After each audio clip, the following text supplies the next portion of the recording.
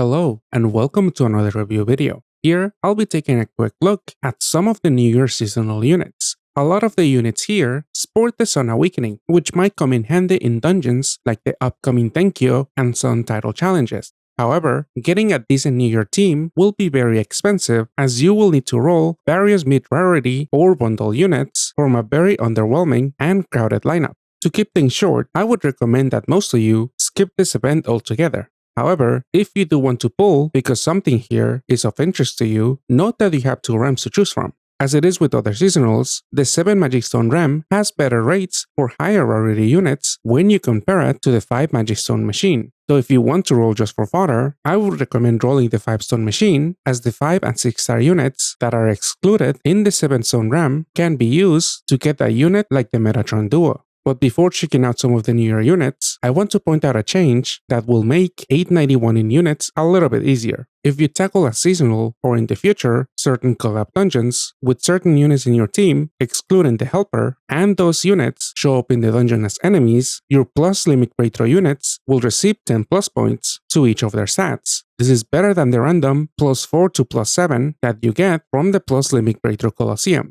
As an example, take the new Renope dungeon. If you bring some of these units, they will be getting 30 plus points once you clear the dungeon. Speaking of which, in this new dungeon, you will be able to perform part break and can then exchange 100 parts for this equip. Neither the boss nor the exchangeable equip look all that interesting, but the former is a sync awakening requirement for these two units, and when it comes to the equip, maybe this could be useful in some ranking dungeon, though I highly doubt it. The New Year Norris dungeon is also back, and here you can also farm plus points for these units. If you don't have a swipe system, then it might be worthwhile getting a couple of Norris so that you can finally easily swipe some dungeons. It's not the best system, but it is free. Izuna is the MP unit of the event, so you can purchase her for 1 million monster points. However, this unit and its equip are very underwhelming, and I see very little reasons to get it. You could use her in a Wood PDP team like New Year or Butler Albrecht's. But like always, Wood PDP teams fall short and don't stick around in the meta, and this unit doesn't change anything. I guess those after New Year Kureha or New Year Phyllis teams will want to get this unit to enhance the New Year badge. So if you're in that camp, you will want to get Izuna even if you see no use for either of her forms. Like always, remember that MP is a scarce resource, so only purchase units that you will actually see yourself using either now or in the near future.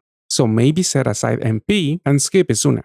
Okay, now onto the REM units. Just like with every seasonal, a lot of the older units are very weak in the current meta due to gung-ho not giving them meaningful buffs. So seasonal units that usually stand out tend to be those newly released, and for New Year's, this is no exception. To keep things brief, I will mainly go over those new units plus any other ones that I at least find noteworthy. If you disagree or think that I overlooked someone, let me know in the comments below.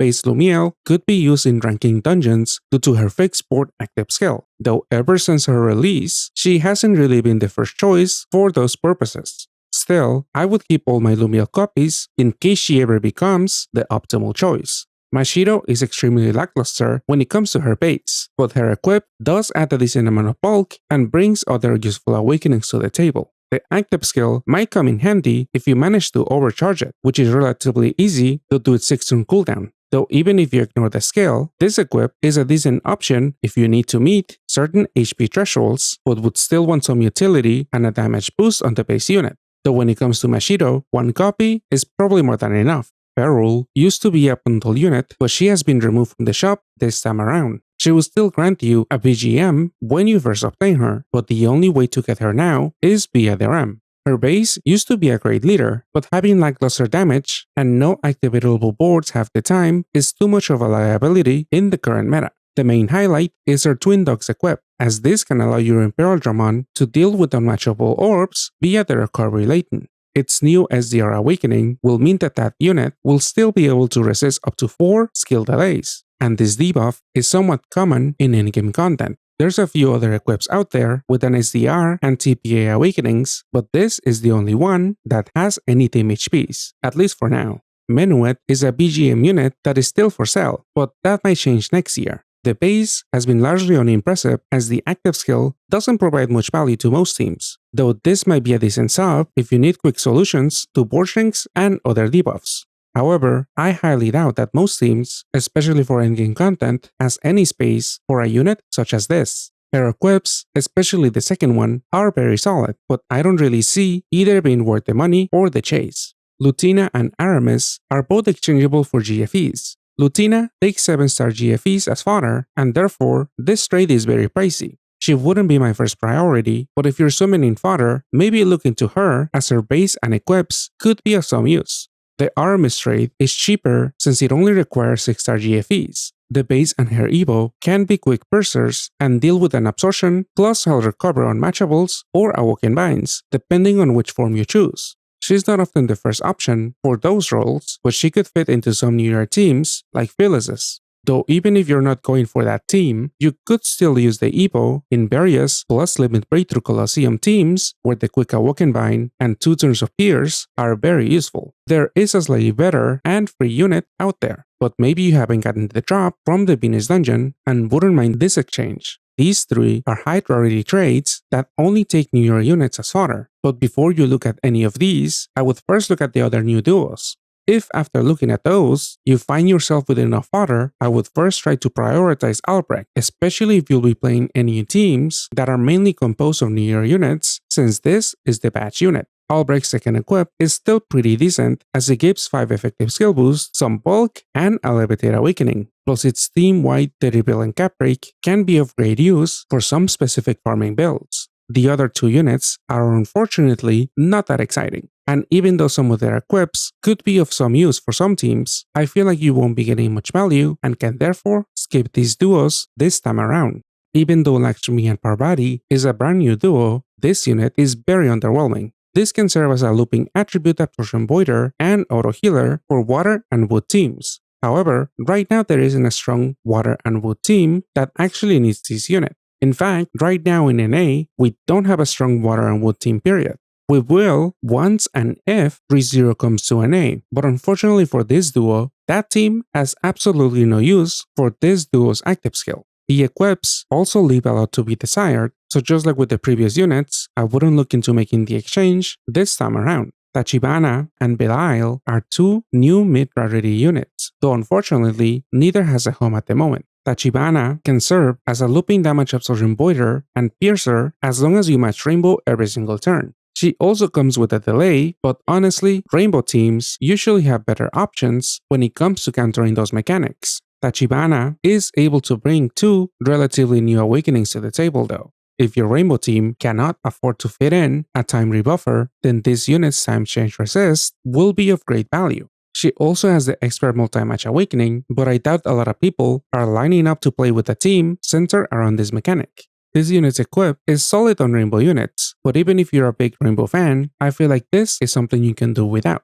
Belial can make up a 2-unit system that makes it easy to match Dark BDPs. Unfortunately, Belial is competing with a lot of Dark Orb generators, and this unit doesn't bring enough to the table to guarantee a team slot. It does have a really high damage multiplier, especially if you activate Resonance by not having an equip on him or by using one that disappears. And if you want to maximize this unit's damage, you would want to change their sub-attribute to Dark, though at the moment NA doesn't have any disappearing equips that are able to do that. JP only currently has 2 equips, so if you want to get the most out of this unit, you will have to wait until then. On paper, Belial is a decent leader since it's very easy to assemble a Dark Devil BDP team, and he has a very solid leader skill. But in practice, this unit never caught on. One issue with this unit is that you will have to find a way to cap break them, which is not that difficult nowadays, but this is yet another obstacle that you'll have to overcome if you want to use this unit. Belial's equip can bring a lot of utility to a team as long as you don't mind the Dark Sub-Attribute Awakening.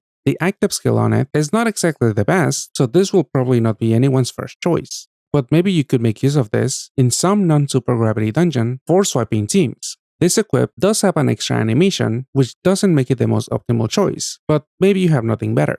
Actually, I am a little confused about how many roulettes this equip will give you. The description in-game makes it sound like the whole bottom row will turn to roulettes, but the Japanese to English description only mentions 1 roulette in the bottom row. Not that this would make or break the equip, but if anyone managed to roll a Belial, let me know what this equip actually does. These 2 are also new mid-priority units that I don't see a lot of people using. Eris is an auto healer that can help tackle Awoken Binds. She does restore 50% HP, which is more than the usual 40% that you see in other auto healers. So maybe some builds could greatly benefit from this unit, but on the other hand, you could just stack more team HPs to make the other auto healers just as effective. The equip is probably more useful for certain farming builds in somewhat short dungeons, as the auto heal effect will only last for 10 turns. The +3 combo buff can be of great use in Kafka swiping builds, as with this, you will be able to easily reach 11C to fully activate Kafka's leader skill. You do usually want this buff on a unit so that you can loop it throughout the dungeon, so this equip probably won't be anyone's first choice. Still, I do see some potential here, especially due to the equip's awakenings. Odin Dragon is another cleric that fire and wood teams can make use of. Though if you have Christmas Hathor, there's really no reason why you would use this unit. And even if you lack Hathor, if you're tackling endgame content, a cleric such as this probably won't be your first choice, as nowadays you want a shield or HP boosting leader skill from a unit such as this. The recovery and attack buff could be of use in super gravity and super altitude dungeons, but this is often unneeded since meta leaders usually have significant recovery and attack boosts on their leader skills, so Odin Dragon's buffs will not be of much use if you're using those leaders. The Metatron duo could make up a 3-unit orb generation system that also gives a cleric effect. However, getting this system will require a lot of resources, and I don't have much hope for this unit's longevity, especially if you plan to use this duo as a leader, as their attack multiplier and effective HP are on the low side. That being said, this exchangeable unit would be the first I look into, not due to the base, but due to their first equip. This is the only vanishing equip at the moment that grants a Levitate Awakening. A lot of self-reliance units currently in the game in JP are missing that awakening, so this equip will be able to greatly boost those units' damage in super gravity dungeons. The low cooldown haste active skill will be very handy for transforming units on turn 1. In fact, some self-reliance units also transform, so the low cooldown means that you can activate that awakening if you can transform and then overcharge this equip. It's a difficult endeavor, but possible. The OE and cat type awakenings are not that important right now, especially the former, since you usually want higher chances of OEs than what this awakening will give you. But maybe for some future unit, the cat typing will actually matter for a certain team. Though maybe by then, Gonho will have released a better equip for that such team. If you have enough fodder that you will not miss, I would definitely look into making this exchange. However, if you can't make the exchange, I'm not that sure about rolling to obtain more fodder, because at least for some of the self-reliance ReZero units, banishing equips that grant certain sub-attributes are much more preferable, even if they don't boost damage as much as a levitated equip. And if that trend keeps up, then the Metatron Duo equip might not see all that much use in the near future. Most cookie-cutter meta teams have their best-in-slot options that can help deal with large hits in in-game content, so if you've gotten unlucky completing those optimized teams, Bludka can be a decent sub. The bad news, however, is that Bludka's active skill doesn't help counter other important mechanics like Daisuke or the Narumi Duo, as these units can help you deal with Awoken Binds. And if you really need to compress rolls, then maybe you won't be able to fit in Bludka. Though if you can, this unit will be able to bring decent utility to the team with his OE and cross awakenings. The TP awakening can also help you deal with unmatchable debuffs via Leighton, but that only goes for teams that can reliably get water and light orbs on the board. Bludka will also give you a large cap break for your subs, but this comes along with a targeted attack debuff. If your leader skill attack multiplier or your subs personal damage multipliers are not high enough, then this debuff could actually prevent your team from dealing significant damage. So if you're using Bludka, make sure that your subs have decent builds that can allow them to ignore this debuff. Bludka's equip is fairly decent as it gives utility and damage, and might come in handy for some ranking dungeons due to its fixed board active skill, though overall, this one doesn't feel all that special. Therefore, a single Bludka copy is probably more than enough for most people. Namein is unfortunately another decent mid-priority unit, and therefore, you can only obtain her via the ramp. This double absorption voider can also help you tank large hits and give a burst of damage. If you're using Doma and are tired of having enemies absorb damage while your Gyo Duo is on its attribute voiding cycle, then this is a unit that can save you that headache. However, there will be times when the main's 5-turn cooldown might be a bit of an issue, especially if you get absorptions somewhat back to back. And since this unit only cap breaks herself for 2 turns on a 5-turn cooldown, then maybe your team would rather stick with the Gyo Duo, though maybe Namein fits better as a replacement to Gyo. Her cooldown is a little bit higher, but you do get the same 40 billion cap break and 2x HP buff. Do note that Namein's damage multiplier might be a little bit lacking if you're unable to match 14C and are not activating self-reliance. And if you're putting Namein in a Doma team, we in NA, unfortunately, do not have banishing equips that grant a water sub-attribute, so you will basically be missing out on 40 billion damage while she's cap broken. So for the time being, Namein shines in teams that can match water and light orbs, such as New Year Phyllis. Namein's equip is decent, but it does look very generic and thus easily replaceable. So just like with Bludka, I think for most people, one copy of Namein is more than enough. Shiva is another self-reliance unit, but luckily for him, we do have a couple of banishing equips that do grant a fire sub-attribute awakening. Though right now, that doesn't matter much as we don't have a mono fire team where you would want to change Shiva's sub-attribute. Not to mention that if you change it to fire, Shiva's second attribute damage will get half when facing water enemies. So generally, for a team like this and New Kureha's, Shiva is pretty much fine with any banishing equip that ideally also gives him a damage boost. This unit is a looping piercer and guard breaker, but 6 turns is a bit long, so if an enemy voids your buffs, it might be a while before you can counter void damage shields and deal damage with Shiva. The active skill also grants a large shield that at the moment is very useful in endgame content. However, you might want to have someone else in the team that can also be a piercer or give another big shield because there might be a dungeon out there where you'll need the pierce effect right before a floor with a big hit. Shiva's equip is decent and could be useful in the same way as New Year Ferules in Imperial Dramon teams due to the TPA and SDR awakenings. This one doesn't grant any bulk, but maybe your team doesn't mind and would much rather have the Blind Resist awakening.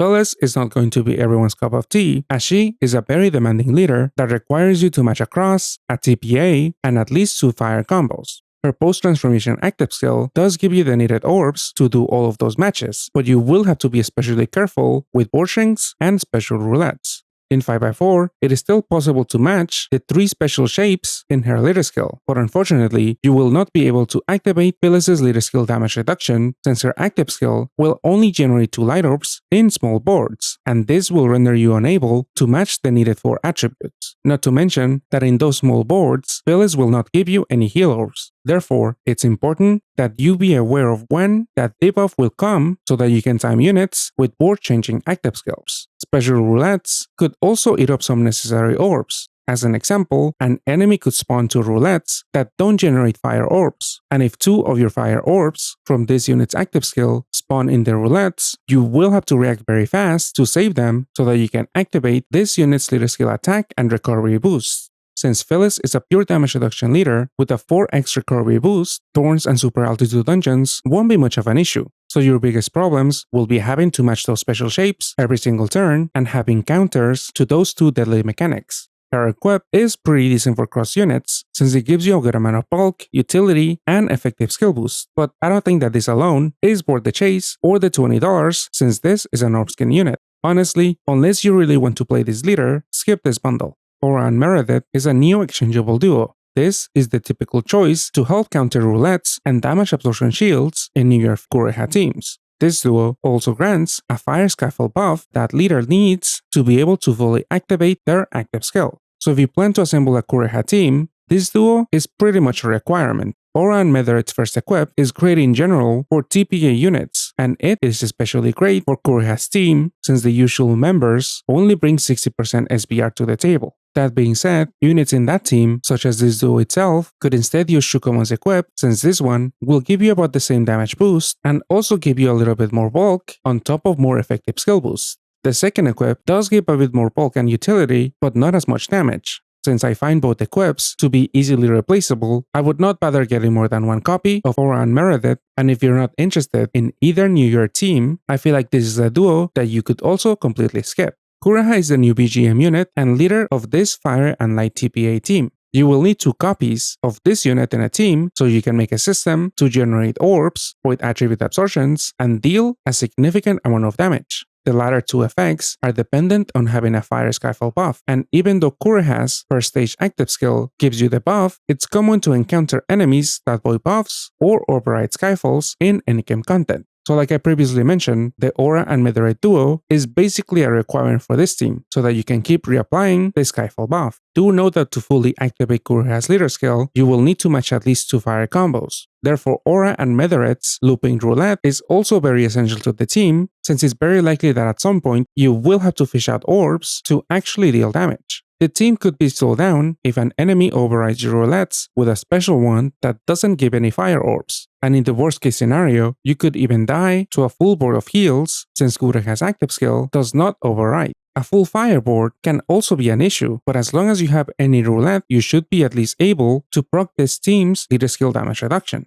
The very worst case scenario would be getting either full board without any roulette on the board. So with this team, you will have to be aware of when to safely pop the duo. Otherwise, you might face some very annoying auto-lose scenarios. At the very least, with this team, it is possible to stall if you avoid matching a second fire combo. Even if you're not interested in the team, maybe you'll be interested in Kureha's first equip, which happens to be the first that has a Barrel Awakening. The Fire sub-attribute and TPA awakenings might not make it a popular choice for some teams, but this could work on someone like Imperial Dramon to help recover unmatchable debuffs. However, since this equip doesn't have an SDR, if the base unit has that unmatchable recovery latent, then that unit will only be able to resist up to 2 skill delays. Also, you should keep in mind that this equip is very easy to overcharge, so be very careful about your team's effective skill boost if you put this on a transforming unit. Kureha's second equip gives a decent damage boost, but honestly, since the active skill is a bit underwhelming, I feel like this is something you can do without.